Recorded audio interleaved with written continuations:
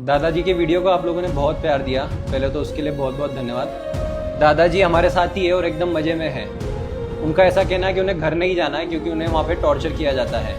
तो दादाजी अभी दोनों टाइम का खाने की व्यवस्था हम लोग देख रहे हैं, उनकी रहने की व्यवस्था हम लोग देख रहे हैं। हमने उन्हें पूछा कि आपको वृद्धाश्रम जाना है, कहीं जाना है, तो वो साफ इनकार कर रहे हैं। तो आप लोग चिंता ना करें, दादाजी एकदम सेफ है और सही है। तुमचा आम्ही ना व्हिडिओ टाकला होता, आमचं इंकला फाउंडेशन आहे ना, तिथे तुमचा व्हिडिओ टाकला होता आम्ही। तुमचे जसे हाल होत आहे ना तसे हाल कोणाच्या बापाचे व्हायला नको पाहिजे म्हणून आम्ही टाकला होता। मग सगळेजण तुमची काळजी करतायत। बाबा त्यांच्या मुलीशी फोनवर बोलले, मग मुलगी बाबाला घेऊन गेली का आम्हाला असं विचारताय, मग काय सांगू त्यांना आम्ही आता? मग तुम्हाला तुमच्या घरी नाही जायचंय का? कोण दारू पितं? बरं, मग कुठे इथं राहणार?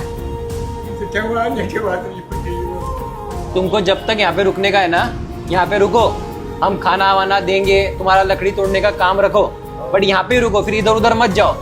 तर बाबांची इच्छा नाहीये की मुलीच्या घरी जायला पाहिजे आणि मुलीचं असं म्हणणं आहे की बाबाला त्यांच्या घरी सोडलं पाहिजे। पण बाबांची जी बायको आणि मुलगा आहे ते दारू पितात आणि ते त्यांना त्या दारूमध्ये मारहाण पण करतात असं ह्या बाबांचं म्हणणं आहे।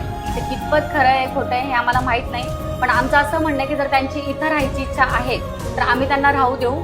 जसं संदीप त्यांच्या हॉटेलवरून 2 वेळचं जेवण त्यांना देत आहे।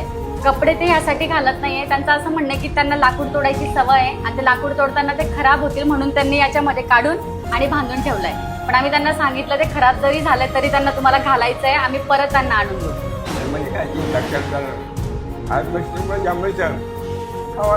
कपडा भेटल बदला भेटल त्याला धन्यवाद। चला।